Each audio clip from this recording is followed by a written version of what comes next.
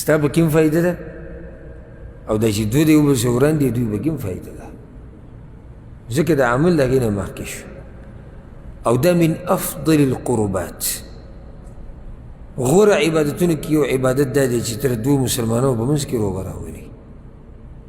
یو حدیث کې دا راځي پیغمبر صلی الله علیه وسلم وایي په سنن د امام ابو داود کې شته امام ترمذي هم راوړی الا اخبركم بافضل من درجه الصيام والصلاه والصدقه تاسو ته یو داسې عمل ونه ښیم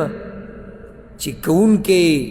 د روجتي د مونځ کوونکي او د صدقه ورکوونکي درجې نه اوچته درجه لري قالوا بلى يا رسول الله ویې ښایه مونږ ته یا رسول الله اصلاح ذات البین د دوو کسانو په منځ کې د دوو قومونو په منځ کې د دوو خاندانونو په منځ کې جوړه راوسته او نن سبا لږ خلک به د دې سې میلاویږي چې هغوی کوشش ده صلح کوي زموږ په معاشره کې دا خبره عامه ده بیماري کوشش د دوو کسانو د ورانولو رواني چغلخوري هغو تا پسې دا ووي خبر خو نه یې که نه او تا پسې دا ووي او پرون یې دا وکړو او تا دا وکړو او مړه ته د هغه د جواب د ورکولي د دې څه مطلب دی ته د هغه د جواب ورکولي خیر تیز کړو ښه نو هغه دا ووي مړ به یې کړم مړه تا ته وګوره ته به یې مړ کړي په رښتیا لاړ شي مړ کړي طعنه ښځه او خاوند وران شوي مړه تا ته وګوره ته ځان ته پوښتن وې ته ځان ته پوښتن وې ستا ښځې چې دی په تا آواز اوچت کړی ستا په ځای زه وې نه اوس هغه ډایرکټ طلاقه کړي چې هلته ورته دی پښتو یې ورمخې ته کړي خو چې دا کله دی په نیک عمله سړي اورېدلی وی نو هغه به دا مسله ښکلې ختم کړی لکه امیر المؤمنین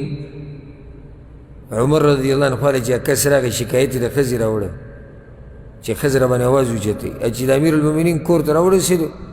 نو دنې د هغه د ښځې آواز راته په هغې آواز اوچت کړی نو هغه وایي چې ده دا حال دی زما څه مسله جوړه کړي د خپله پساو دی وی چې کله واپس روان شو هغه ولید وی راشه څه دي وی نه بس نه خو څه دي وی څه مسله دی کښېنه یو مسله زما دا و خو امیر المؤمنین ستا خوا ته رالم نو خو ته هم په دې مسله کې نښتی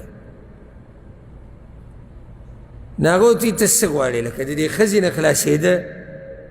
دا دې مطلب دی وی او د ښځې نه خلاصېده وی دوه لارې دي چې یا ته مړ شي او یا هغه مړ شي دې څه مطلب شو مرګه پورې به ورسره ژوند تېری او بیا یې پوه وکړو وی ګوره زموږ دپاره بچي راوړي کپړې وینځي ډوډۍ تیاروي د میلمه خیال ساتي د بچو خیال ساتي زموږ خیال ساتي شهوت یې موږ پوره کړو نو که چېرته کله نه کله چې اواز اوچت کړي نو ته بله ګزاره کوه خبره ختمه شوه سړی کور ته لاړ ښه روغ رمټ ښه خوشحاله چې په داسې سړي واوړي دی دله مسله حل کوي د رور سره دې مسله راله او لاړې په یو بېدینه پسې مړه زما د رور دی وایي دا ما ته د مخکې نه پته و چې تا سره دا کار کوي خو سمې نه وي ما چې تا ته به خپله پته ولګي دې ته رور وایي د رورولي داسې ولې ستا حق نشته ولې ته انسان نه ولې ستا په دې کور کې برخه نه ده او دی به ښه راګرم کړي مؤمن خواله چې ورشي نو هغوی ورور څه چلو شو دا خو انسانان دي دا خو کورونه دي دغه منځ کې خبرې راځي څه چلو شو ولې هغه ستا ورور دی یو وینه ده د یو مور پلار نه تاسو پیدا یې تاسو یو بل ته صبر کوئ تاسو د یو بل دپاره داسې یې لکه مټ لکه ملا هېڅ خبره نه ده که هغه تا سره یو نیمه زیاتې وکړي تا به څو زیاتې کړي ولې تا به نه یې کړي تا هم کړي الله به دې معاف کړي الله به اجر درکړي او داسې قسمه خبرې ورته وکړي خبره ختمه شوه دا به پښتنو کې کمه ده په دې به مانه خفه کېږئ نه